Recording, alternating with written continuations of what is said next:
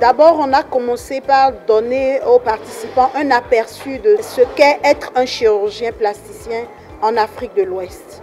Les difficultés, les challenges, qu'est-ce qui est possible de faire et qu'est-ce qui n'est pas possible de faire. Après, on est allé sur les principes de base de la chirurgie plastique.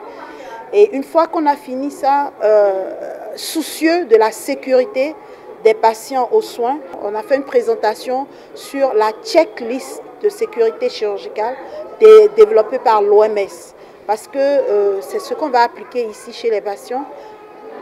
Pour chaque patient, l'idée et la vision, c'est que la chirurgie soit faite de manière sécurisée.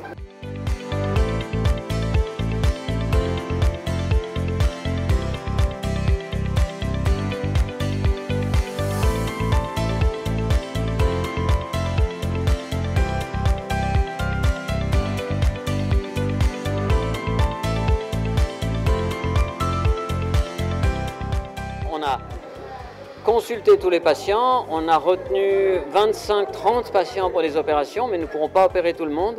Donc nous allons établir une liste des priorités. Il y a deux types de patients. Il y a des patients qui viennent pour l'enseignement, avec des opérations qu'on peut montrer aux chirurgiens en formation. Donc ça seront eux qui opèrent et nous on est avec eux, on leur montre exactement comment opérer. C'est le premier type de patient et on a 2 ou 3 patients qui sont des urgences de chirurgie réparatrice. Un brûlé qui a le menton qui est collé contre le sternum, qui ne peut plus bien respirer. Donc là, on va devoir vraiment mettre nos compétences pour l'opérer dans l'urgence. C'est une grande satisfaction pour moi aujourd'hui parce que ça fait très longtemps que je cours derrière les hôpitaux par rapport à une prise en charge. Ça fait 5 ans de cela. Donc je suis très content. Si aujourd'hui maintenant j'ai la chance que l'enfant soit pris en charge de façon gratuite, je ne fais que remercier l'ENG, en même temps les responsables de l'hôpital de Donka par rapport à cette prise en charge.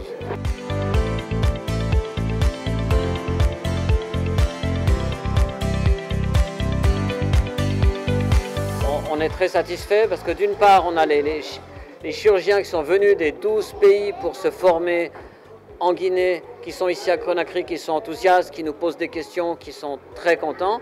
On est aussi content de l'hôpital de Donka. On nous a donné des locaux qui sont adéquats pour voir tous ces patients. Il faut bien comprendre qu'il y a beaucoup de monde. On a 2 salles où on sélectionne les patients et on discute devant les candidats du type d'opération qu'on va effectuer. Parce que ce n'est pas l'opération aussi qui est importante, c'est qu'est-ce qu'on va faire, comment on va faire, quelle est la meilleure solution. Et ensuite, on a une salle à côté où les anesthésistes évaluent si c'est dangereux de les opérer. On a plusieurs candidats qu'on a dû refuser parce qu'ils étaient trop jeunes et on devait attendre de pouvoir les opérer. Et en plus, on prend des photos de chacun des candidats pour les opérations.